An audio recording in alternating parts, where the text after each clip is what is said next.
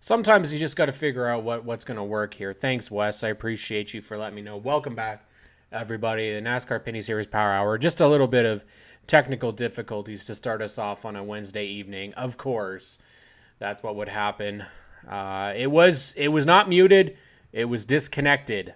The sometimes when I sync up OBS, the microphone just doesn't sync in for whatever reason.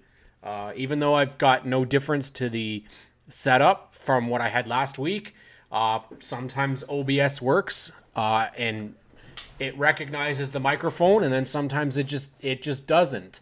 So sorry about that, y'all. We're here. We're ready to go. We're ready to talk about racing. I'm excited. I'm wearing my Marley Owen racing shirt. We're ready to go here on the NASCAR Pinty Series Power Hour. What we talked about, just start off today. Tough weekend to be a Canadian race fan. Unfortunately, a couple guys did not make the race for the Xfinity Series. Our boy Jason White. Holy moly. I've never been so excited, devastated in one day.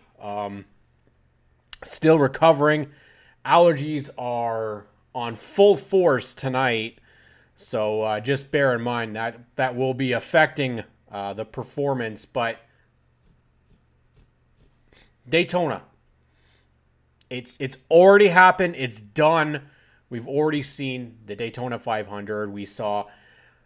Oh boy, we're going to talk about at some point what we want to hear from broadcasts, but my goodness me, there is a lot to go over here tonight. Obviously, the devastation that Jason White is still feeling today. He has posted several times about how bad he feels, and Jason has nothing to be upset about. What he's done in the last couple years at Daytona, he's gotten a couple top tens, and he was going for a win. And you don't know if you're ever going to get that opportunity back. So obviously I can understand his feelings, but what he did for this country, what he did for the NASCAR Pinty Series, to have a performance like that, it takes us back. We haven't seen probably a performance at Daytona from a Canadian like that in a couple of years. Obviously, Jacques Villeneuve last year making the Daytona 500 was one thing, but it's different when you actually just make a race and are just kind of there making laps. Obviously, Villeneuve did finish decent. He didn't finish the best that he could have. It was never really in competition to win the race, but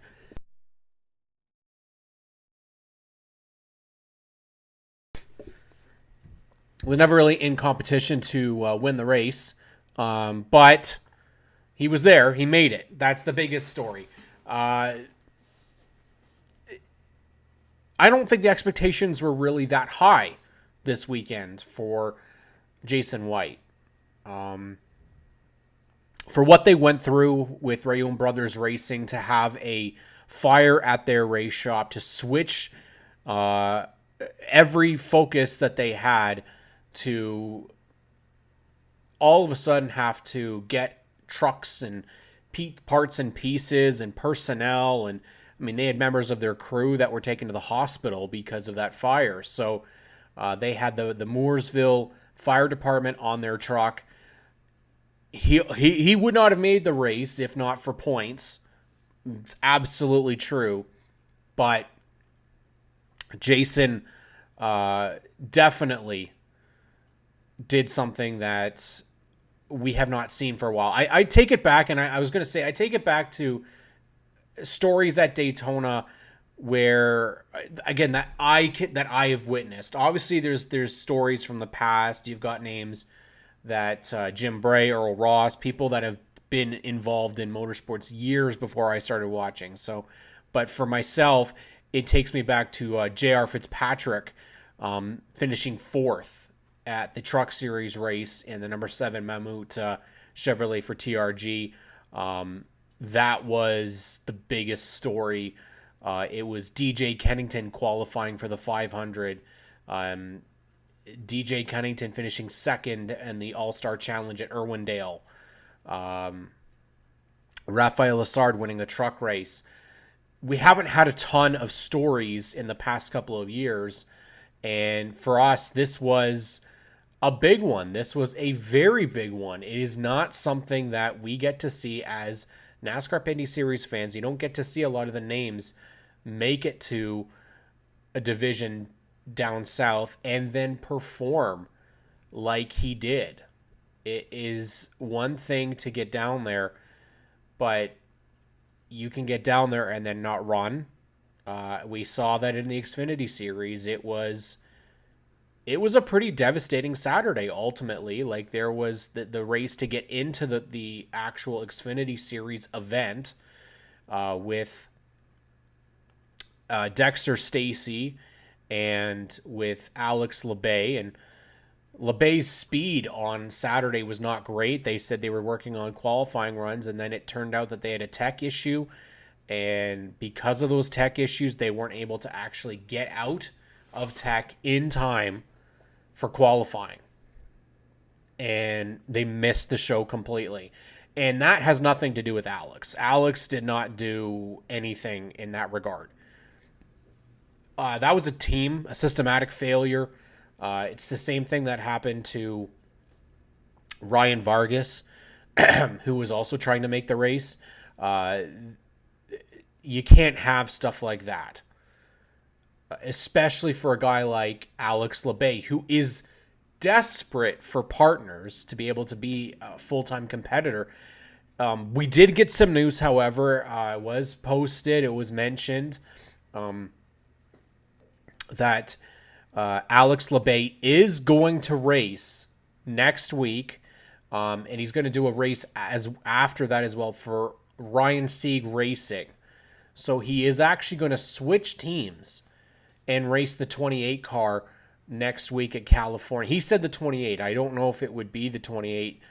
I guess they're going to run 2 cars, 3 cars.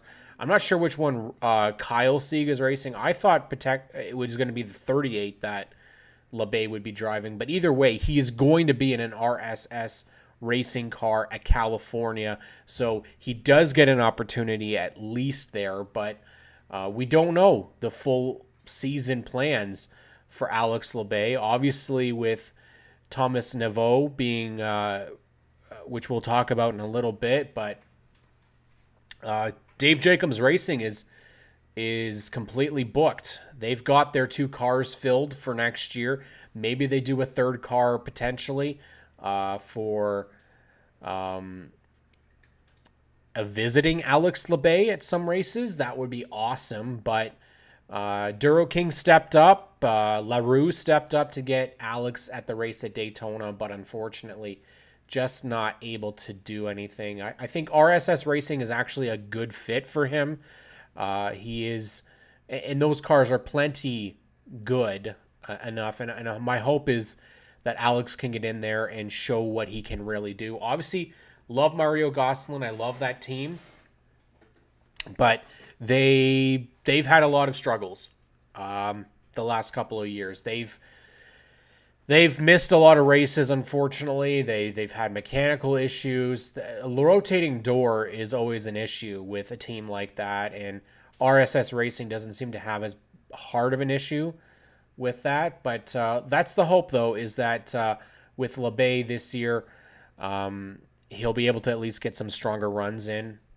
We don't know about his full schedule, but my hope is that if he can't do a bunch of ovals, that he can at least get down and race more of the road courses. And then, of course, what happens next year, we don't know. There's been a lot of talk about potentially the Cup Series coming up and racing in Montreal. If the Xfinity Series were to come up and race, I mean, I think Alex is somebody that we could possibly look at having in the Pinty Series for at least a GP3R, maybe another race or 2. If, of course, that's in his wheelhouse. That's if he's got the availability to do it this year.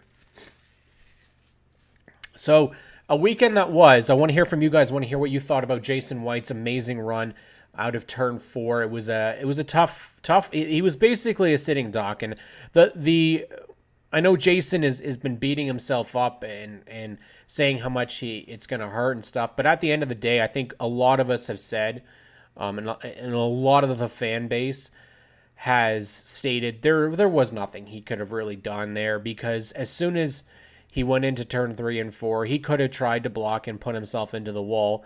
Van Alst had the run. The biggest problem for Jason was that all the help that he needed ditched him. And if they had stayed with him, I think he would have had a much better run to the finish, much better chance to pull back to the inside and have a run. But unfortunately, everybody ditched him.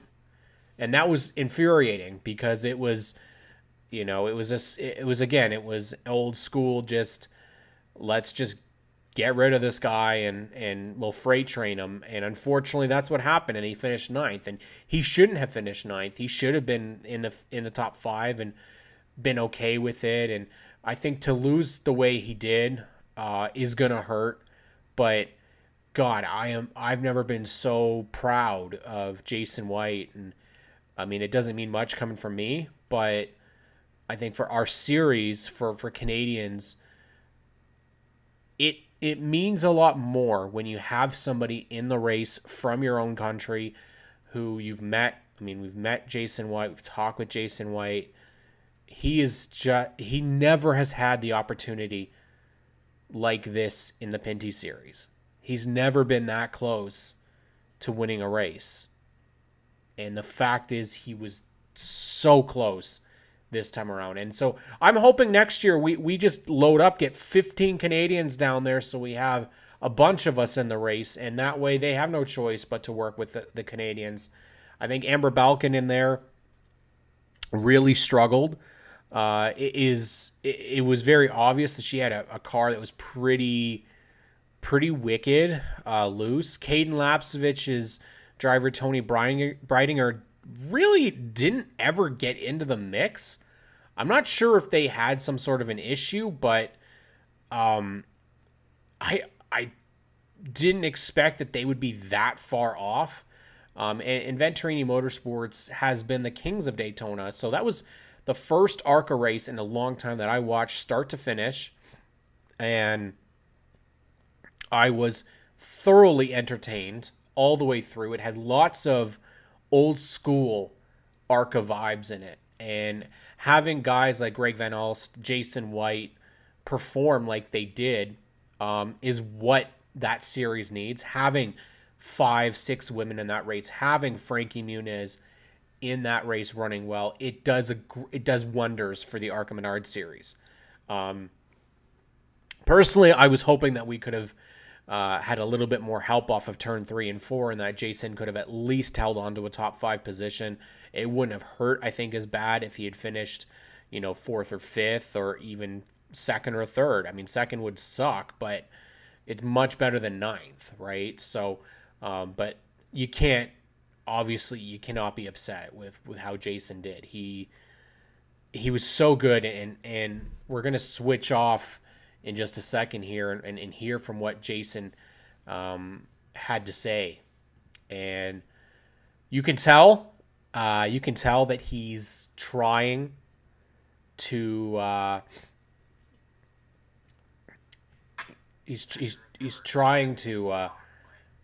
he's trying to at the very least he's trying to be okay with it, but you can tell it hurt. And let's hear from Jason White and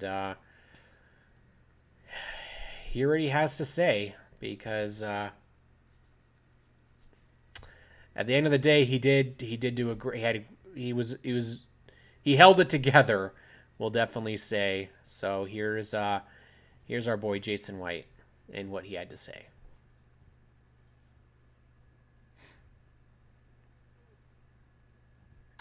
Talk to me about what happened out there. Obviously, the heartbreak has set in. Yeah, coming off before a Daytona in the lead, coming to the checkered, it's definitely a heartbreak of my life in sports, that's for sure. But I got to thank Jeff McClure for touting me to drive this number 44 decked out of the Chevrolet. It's a hot rod, man, and we showed that out there today, and I think we led, I think, probably most laps or close to it anyway. So we definitely got something to prove next time. We got to make sure. I thought I was holding back going to the back straightaway enough, but I gave too much gap, and they got a run on me, and it just they trained me on the outside. So, but we'll back up, reload, and kind of get ready for next time. Are you going to be doing any more races this season in the 44? I hope to. I'd love to do Talladega. This is a hot rod. We can see that. So, and Jeff works so hard on it. His crew with the Andy Hillenberg guys and stuff like that. I've got my long-term sponsor here, GMCTruckStore.com. So, we'll see how it goes. I'd love to do Talladega, and then we'll go from there. Will you get redemption at Daytona next time? You know what? I know what I did wrong. So, I've never done that on the simulator. I've always done it right on the simulator. But, you get in that moment. And I was clicking my brake. My spotter was telling me back up. And I was clicking my brake. And other than hitting it as hard as I could, I didn't want to get run over. So, they hung me out to dry at Daytona in the last corners. Still, nonetheless, though, a top 10 finish, an amazing race overall. You led at Daytona. So, although the heartbreak is set in, what does it feel like, though, to have this kind of race in your career? It's pretty awesome. That's why the emotions are pretty high, for sure. All right, that's Jason White. It still makes me a little teary-eyed, honestly.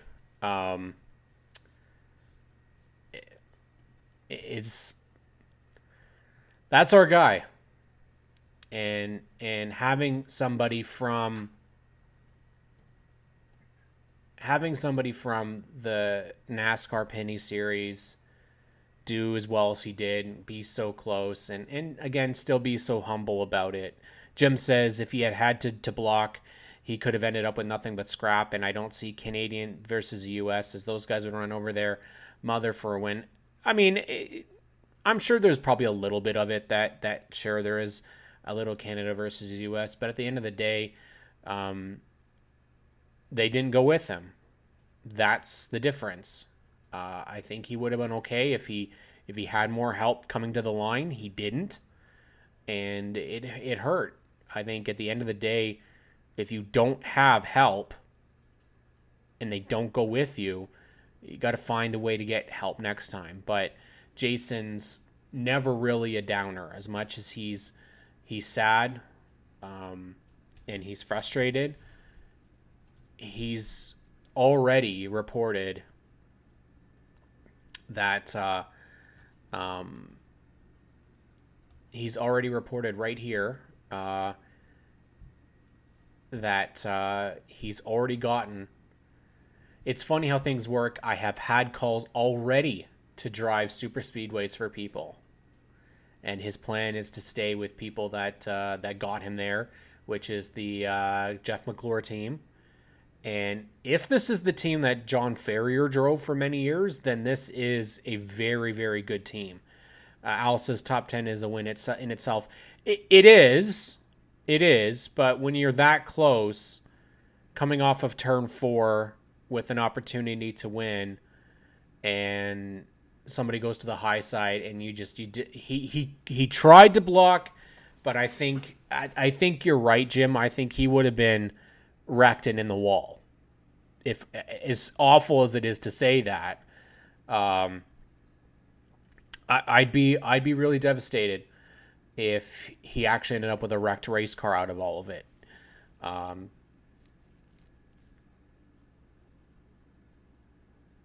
He's got a future if he wants to continue doing the plate races. I think at the end of the day, Jason White did something for a lot of people, and I think we're really excited to see where he goes.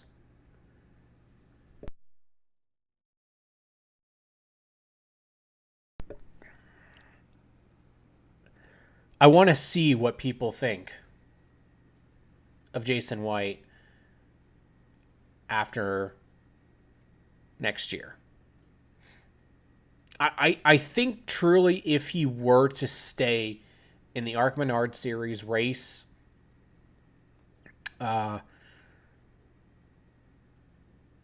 race I wouldn't want to say a full season, but give an opportunity to himself and race a little bit longer. It would be. I think he'd do quite well. I think the reality of racing is that it is so tough, and Jason has mentioned wanting to get back into the Pinty series this year, potentially racing at Toronto. He loves the Toronto track, and that's obviously a big market to get out there and race. So whether or not he would, hard to say. I know there's been talks with him and Larry Jackson potentially about getting down there and racing. Larry definitely is another one of those guys who you'd want to see get out there and have an opportunity. It was great, honestly, really really great stuff, and we've got some more names, man. The devastation for this weekend for three guys, really, for Jason, for Alex LeBay, for Dexter Stacy, and that's one thing. But we obviously had some news that broke this week, and news that I can't say I wasn't aware of. I was aware that there was a driver coming in that was going to be new to the series for 2024. I didn't expect this name because he's been an IndyCar driver, but obviously one of the names coming in was Onrule. Posted this a couple of days ago, and it really kind of shocked me because I didn't expect it. But Thomas Nepveu, this young man right here, who's been an Indy Lights or Indy Road to Indy driver for the past couple of seasons. He's got a win. He's done okay. He's been in the battle for the championship but did not win. He is going to go the route of the NASCAR Pinty Series this year. This young man's going to drive for Dave Jacobs Racing.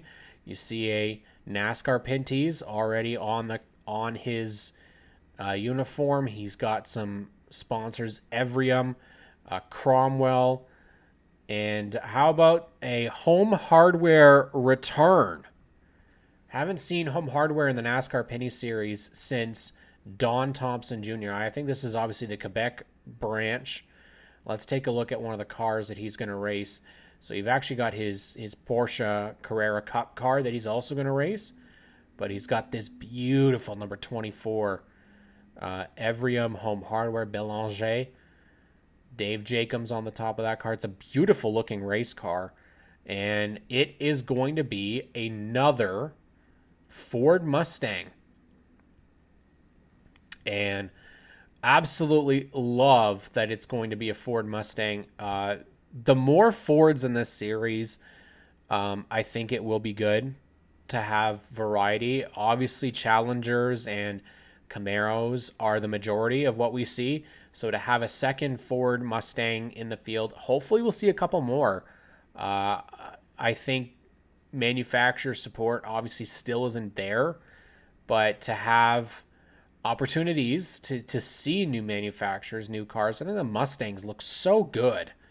JP Bergeron, of course, drove a Mustang last year, and it was a major improvement over the Fusion. And I'd be curious to see if we're going to have any other names potentially go with a Mustang, go with a Camaro, switch things up. Like I personally thought that if Kevin Lacroix is repping and trying to have a similar car looking to chase Elliott's car, then why not have a Camaro? So it looks exactly like it. I think, I put it out there before. I put it out today about Toyota potentially. Apparently that obviously was done previously, but it did not work out. And so unfortunately, we're probably not going to see that. But this has been a very busy week for NASCAR Pinty Series. It wasn't the only announcement that we had this week, as I'm just trying to find it here. Well, what we're going to do first, we're going to take a look at this is Alex Gannett, driver of the number 3 for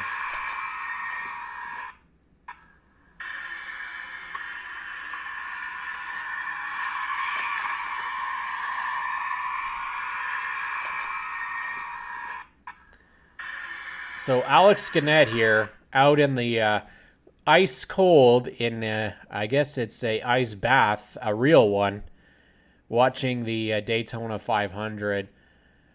Can't say I'm ever going to do something like that. He's a little nuts. But Alex Gannett, of course, going to race in the NASCAR Pinty Series this year. Exciting to see. So good stuff for Alex Gannett. But, of course, make sure you are getting into the NASCAR Pinty Series community page. He might, I guess, Terry, he's good to go, isn't he? I would not be so excited to do that. It looks pretty crazy. But we weren't alone in terms of news. As JP Bergeron revealed that he is back in the number 1 for Dave Jacobs Racing. So we have... Oh, and I did forget to mention that Thomas Neveau, or Nepvu, which we're going to need proper pronunciation of because they seemed to butcher it last year in the road to Indy, and I don't want to butcher it this year, but 2 young stars for Dave Jacobs Racing, and Dave gave us Andrew Ranger years ago, back to 2007. And how about this amazing video from JP Bergeron's team at Festi Drag? They do an amazing job promoting, and this video shows, first off, it shows how damn good that number 1 Mustang looks. I can't wait to see a second Mustang out there. But Nepvu will run for the full season, except for Newfoundland. He is not going to run Newfoundland because of a scheduling conflict with the Carrera Cup. So he's going to run mostly full-time this year. And JP Bergeron, he will run full-time this year. So you're going to have those 2 faces in the garage. So let's take a quick look at what we've got in terms of our compiled roster list for 2023. Yes, doing a lot of work right here on the Facebook page. Let's take a quick look at who we've got. So confirmed so far. Now this is the key word, is it's people that have already announced their plans or semi-announced. Okay, so Glenn Stiers, we've already had confirmation that he's running the full season once again for White Motorsports. It's going to be a full season for Glenn Stiers and for Andrew Ranger in the 27. They are not going to have full-time cars other than that. Okay, so we've heard it from Dave White and Jeff Wilcox themselves, directly from them when we did our WMI tour. And that's, of course, on the Stickers and Scuffs YouTube channel. You can check it out, our tour of WMI. JP Bergeron full-time for Dave Jacobs Racing. I'm going to loop in the 24 of Thomas Nepvu with the 24. Alex Gannett full-time with EHR. They are also going to run 3 cars, my understanding is. 3 cars full season. Believe Wallace Stacy and Dexter Stacy will be those other 2 names, not confirmed, but that's what it looks like right now. Dexter and Wallace. Be interesting to see how Wallace does this year after a bit of a tough year last year learning. Trevor Monahan is coming back to the series for a partial season. He's not running every race, but he's going to try and do a couple races all season long. Then you've got Daniel Bois running the Ontario races for MBS Motorsports. That's oval and road course for Daniel Bois. Chantal Kalika back running on the western side, confirming that they will be running the 43. LP Dumoulin confirmed in a video on his YouTube channel that they will be running for the full season for the championship. LP Dumoulin once again. Kevin Lacroix in the 74 Napa for the full season as well, confirmed to me on Facebook that they will be running. Now, we've got a long-ass list here of people that we're still trying to figure out. Now, there's a couple of names that we can pretty well confirm that they are going to be back full-time. There's just it's not, quote, official yet. And, of course, those names are DJ Kennington in the 17, Alex Tagliani in the 18, and then the 96 of last year's champion Marc-Antoine Cameron. You expect all those three to be back. We take a look down the list here. Justin Arsenault, I'd say if he's going to come back, he's going to do ICAR again. Ray Morneau Jr., if he's going to come back, likely he's going to do just the Delaware race. JF Dumoulin, expect GP3R. Jacques Villeneuve, I don't think he's going to be back this year. I think that was a one-time deal that they were going to get. Didn't work out. I have to update this list, obviously, since JP is already confirmed. Rinamato, TJ Rinamato, I don't have any confirmation. I've seen no updates about RGC Sports heading into 2023. It's a little concerning. I don't know anything about that. I have been told that potentially he is not back, not going to run, but RGC Sports is still alive. I don't know, though. With White Motorsports not supporting and only having 2 full-time cars, it makes me think that they aren't, which would be pretty sad. Obviously, I like TJ. I like Mark Dilley. It'd be very interesting to see what happens, though. Ken Schrader, I could see him come back for the dirt race. Dominic Saint-Cyr, same thing. Expect potentially he'll have an opportunity to race a car at GP3R. Brett Taylor, that's an interesting one. I have not heard anything. I'm sure he's probably looking around if he wants to do a couple races. I just don't know that there's a lot of cars available, and that's the biggest thing. Jake Sheridan, haven't heard anything. I know he's back in the APC series for this year, but Jake is somebody I want to see full-time in this series. I think he was too damn good at Delaware not to come back. Peter and Ryan Clute, always expect him to see him around CTMP and potentially Toronto. Ray Jr. Quartermash, I have heard Ray is not back this year, and that what ties in with that is Raphael Lessard. That would be really tough to see neither one of them come back, but it's racing. Brandon Watson, I expect to be back. In what capacity? I can't confirm that. I don't know what the capacity fully is yet. Matthew Kingsbury, I do also expect to be back. I think they want to actually expand their efforts, and maybe they'll run full-time. I don't know, but definitely impressed with that car and how he definitely could do it. There we go. Clinton Jeffrey is confirming news all day for us. He's got Schrader confirmed for the dirt races for 2023. I assume that's going to mean the Pinty series as well. So you'll be able to see Kenny Schrader once again for the NASCAR Pinty series. Awesome. Thank you, Clinton, for that. Then we got Trayton Lapsovich. Now, Trayton has said that he just needs to, he's not sure yet if he's going to be full-time or part-time, and that's devastating if that's actually going to be true. I think Trayton is one of those names that, if there's a name that deserves the funding, Trayton would be one of those names. Now, whether or not he has the opportunity to do some races down south, I'd like to see that too, especially with a brother that works for Venturini Motorsports. I would love to see Billy Venturini put both those Lapsoviches in cars next year. Obviously, Caden is no slouch behind the wheel either, and I'd like to see Caden get an opportunity at Toledo in one of the Venturini cars.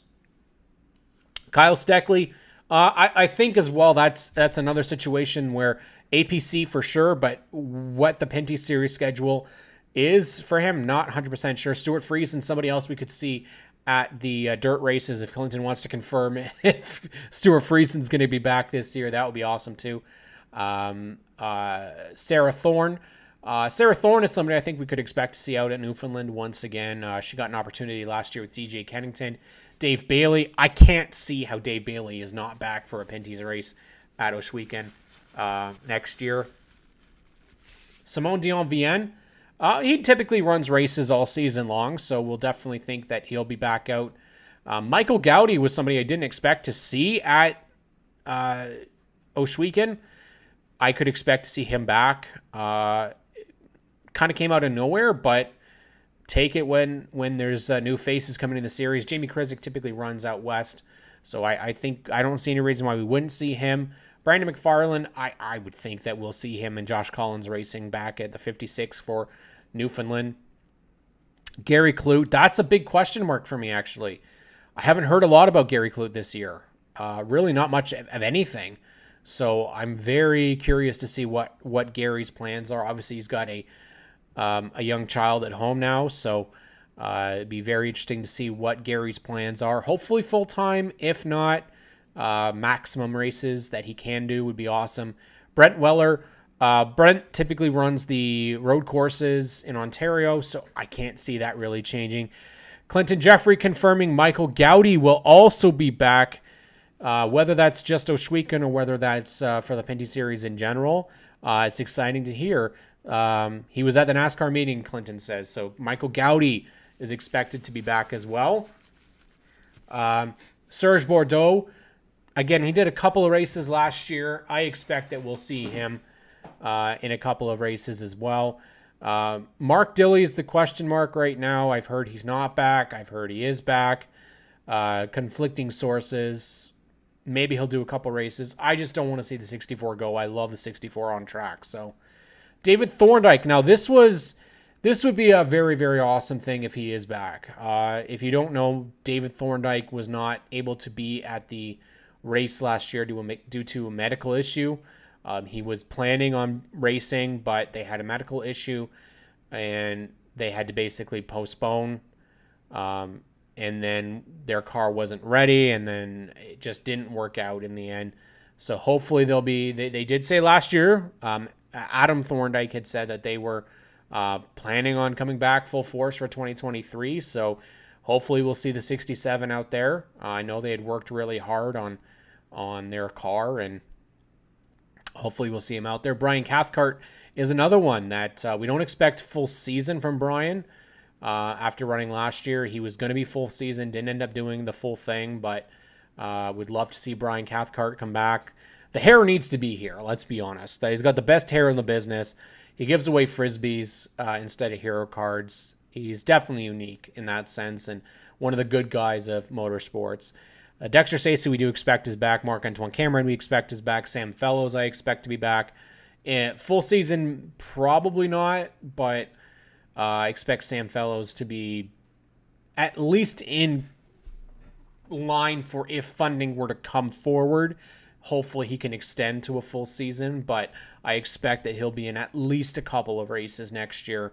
Matthew Scannell, I've heard, is back, and Aaron Turkey, we expect, is back. Larry Jackson, his team looks to be potentially getting Jason White involved, and that would be for potentially Toronto, maybe more. He was actually on Race Rivals Race Chat on G-Force TV a couple weeks back, saying that their things are working really well. They're looking, they've got meetings.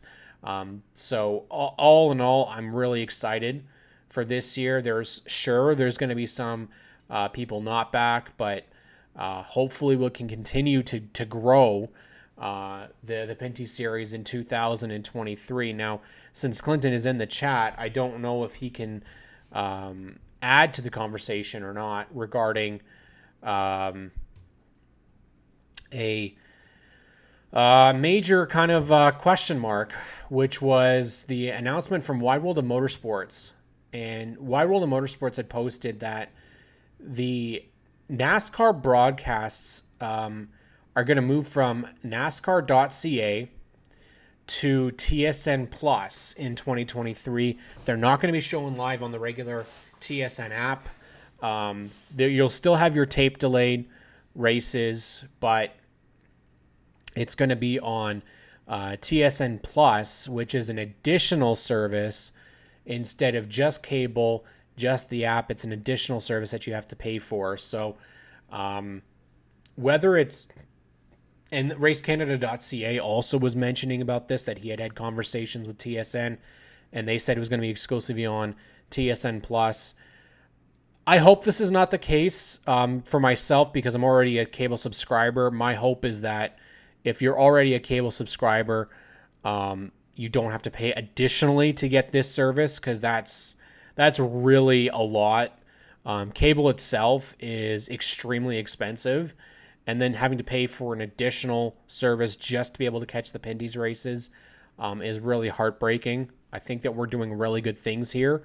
I understand that that's the way that we're going with streaming services, but obviously we don't make the decisions, right? So that the TSN makes the call regarding the streaming, regarding the broadcast. I don't think that people understand that if you don't have TSN, you really don't have anybody else to pick them up. As much as I love GeForce TV, I don't know whether we'd be able to do a full NASCAR Pinty Series season without proper funding either. It is a lot of money to put on. I mean, you could ask Clinton. I mean, you see how much work that they put into this product. I mean, I've said it before, and I'll say it again. A NASCAR network to me is the main idea I'd like to see. I mean, Adam's a big fan of WWE. I am as well, and they have a network, and they put everything that they own property-wise is on that network. And I still believe that NASCAR, if they did their own network with every bit of practice, qualifying, with original programming, with your race hubs and biographies and classic races, plus all past races from history. Maybe you take some out just because of what happened at the end of them, but mainly 2001 Daytona 500. But I'd gladly pay a service like that. And I think after yesterday's Daytona 500, I think a lot of people would want to pay for a service where you don't have commercials. I think one of the reasons I've gotten into Formula One so much is because I can actually watch a full race. You can watch streaming, you can watch Sky Sports and not have any interruptions. Obviously, TSN does a pretty good job. Normally, if they do have commercials, they'll just do a side-by-side all the time for Formula One. So I don't know what the choice is going to be for the series. I really hope that next year we do get to see it on TSN Plus, but if you're already subscribed, you don't have to pay additionally. I really don't know. That hasn't been answered yet. The understanding from people is that they have to pay additionally. Flow racing is still the option, I think, for people as well. And I don't, Wes, you know a little bit more about flow racing. I don't think it's too crazy isn't it something like $150 a year or something for flow? And you get more than just the Pinty series. Obviously, you get a whole bunch of racing as part of flow. So it's a tough call. Honestly, I really don't know what you do. We're not going to get, you're not going to get CTV or City or these big cable networks in Canada to put it on their main channel. It's not going to go that way. And it's unfortunate. It's $150 US per year. Holy crap. It's a little bit more than what I would have paid. But again, that's per year. That's the difference, right? If you can catch more than, so 150 US would have to work in the Canadian dollars. But again, that's the thing that you're talking about right now, Wes, that I agree with. You're not just getting one thing, right? With TSN Plus, you aren't just getting one thing. You are getting IndyCar, but I don't know. It's really, I think a lot of the question comes down to, if I'm already a cable subscriber, I'm already with it. And that's the thing, Clinton, right? Is GeForce will be free again in 2023. Damn right it is. You get our smiling faces. You get Clinton and Adam. weekly. You get myself weekly. Obviously, there's going to be more content in the summertime. I cannot wait for racing. I'm so, God, it feel like it is literally killing me that we still don't have racing happening in Canada right now. And I just want it to hurry up. I mean, we're counting down the days till Motorama, and that's when things really start to get, there you go. If you are any type of race fan, Flo has a lot.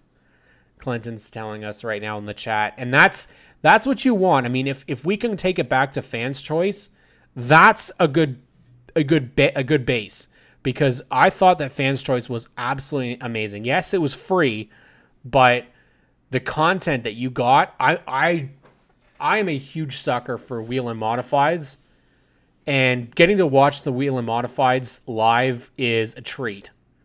And fans' choice got us the Pinty series, and it got us Wheel and Modifieds. So, and Arca Menards. So a couple years ago, it was Haley Deegan, being able to watch her first win on Fans' Choice, which is now Flow Racing. I mean, you don't get the opportunities to do that with a lot of stuff. So Flow Racing might be the way that Cam K goes this year.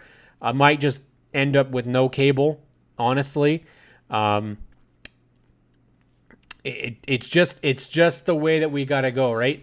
If you don't want to pay cable because half the channels that you have to get with it, you don't watch anyways, right? I only want cable for TSN for my sports.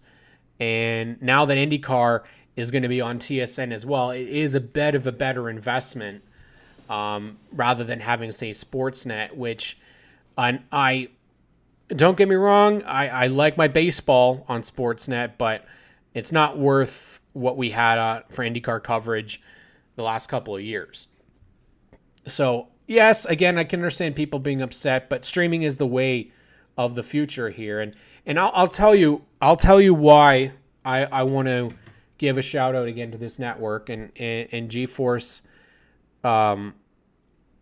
I wouldn't know 3/4 to almost 95% of the names in Canada if I didn't have GeForce TV. And I'm not just saying that because Clinton's been in the chat here. It's the God's honest truth. I found GeForce TV after people started talking about it, and I'm still not a dirt fan. I've never been one, right? It isn't something that I've ever really been into. But I can say the GeForce has brought me more into it than I've ever been. The broadcasts from Moshweekon Speedway have shown me that it's a great type of racing. The people and the racers are just as good. I wouldn't know Dave Bailey without GeForce TV, because I wouldn't have typically gone to a dirt race.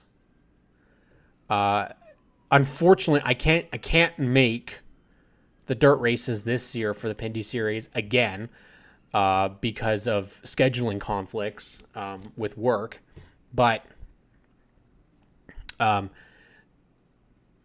having that ability to watch an event at home when you can't make it for races here is fantastic. And the fact is, we do a lot of great stuff on GeForce where you get to learn about the names, learn about the people. So the hope is for this year, when I am at the racetracks, to come back on the Mondays with interviews from some NASCAR Pinty Series people that you guys will be able to hear. Jim actually was amazing for this.